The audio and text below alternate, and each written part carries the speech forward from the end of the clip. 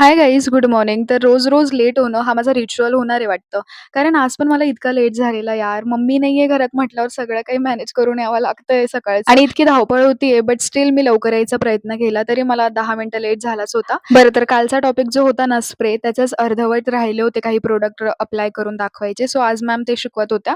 By the way आम्हाला ना सर्व काही डेमो देऊनच शिकवलं जातं, जेणेकरून आमचं ते अजून चांगल्याने लक्षात राहिलं पाहिजे. आणि सोबतच एखाद्या मुलावर पण ट्राय करून दाखवतात, प्रॉडक्ट डेमो देतात, जेणेकरून आम्हाला कधी ग्रूमची ऑर्डर आली, सो तिथे आम्हाला करता आलं पाहिजे म्हणून. बरं, तर आज माझं आयब्रोचं काही सेशन नव्हतं, म्हणून मी लवकर घरी आलेले. बट टिफिन मी घेऊन गेली होती सेव्हर साईडसाठी, बट मग वेळ नव्हता तिकडे, तर मग मी घरी येऊनच खाल्लेलं. ॲक्चुअली इव्हनिंगला आम्हाला जायचं होतं डमी घ्यायला, जेणेकरून आमचं प्रॅक्टिकल लवकरच चालू होईल. कारण हेअरस्टाईलचा पार्ट किती पण थेअरी घ्या, पण प्रॅक्टिकली जेव्हा करू आपण तेव्हाच समजेल.